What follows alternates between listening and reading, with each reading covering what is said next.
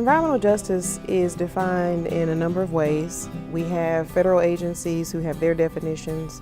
We also have local organizations that define what we call EJ. And the basic definition is the unfair or unequal treatment of a community or population of individuals as it relates to their surroundings. So an example, if an individual or family members live in a place where there may be an incinerator and they feel like they've been exposed, whereby the rest of the community feels absolutely no impact, that's a good example. A very interesting story, and one that strikes very close to my heart.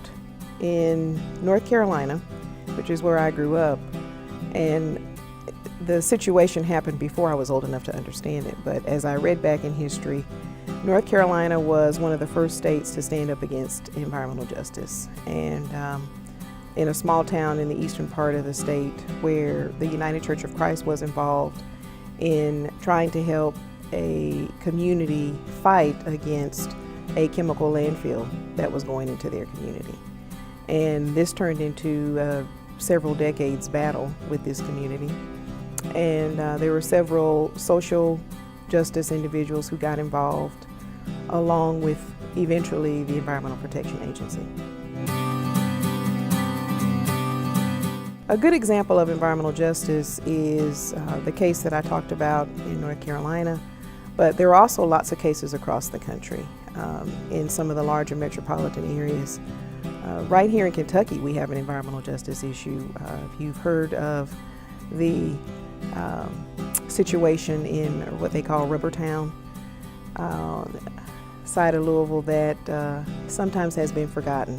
A very good example of environmental justice where a community is clearly impacted. There are racial issues, there are certainly social justice issues, educational issues, and looking at poverty as well. So some of the individuals in these communities do not have the power to fight back. They don't understand that even though the situation seems like it's only impacting them, it's really impacting the entire community. So this one particular part of the area seems to be more impacted than another. And if there are no resources for these folks and no guarantee of their health protection, that's a good example of environmental justice. In the United States, one of the first things, aside from the protests and the lawsuits and everything else that we've seen come through the public system, the federal government launched an executive order, and this was done during the Bill Clinton administration. This executive order, Executive Order 12898, I know it well, is one of the ones that still stands today. Unlike a lot of executive orders that sometimes become repealed by the next president, this one still stands because everybody understands the importance. This order empowered EPA to investigate some of the communities that were being impacted. It also gave these communities the power to stand up against some of the private companies who wanted to build or wanted to expand operations related to chemical landfills, chemical manufacturing, etc. So the order gives more definition to environmental justice, but it also gives the citizen the right to challenge what's being done in their community. There are many activists out there who believe that the executive order should be expanded. That was done several years ago, 2 presidents ago.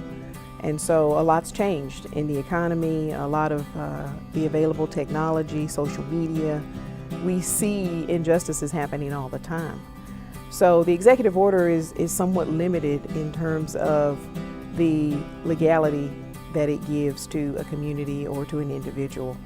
But an expansion of the order might give some of the individuals who are still fighting for justice a chance to get more resources in their communities, perhaps the expansion of educational grants, protection grants for the community, technological grants. Those kinds of things would certainly be needed and really should go beyond an executive order. Perhaps they should consider more serious legislation or perhaps even a statute that that could help this issue.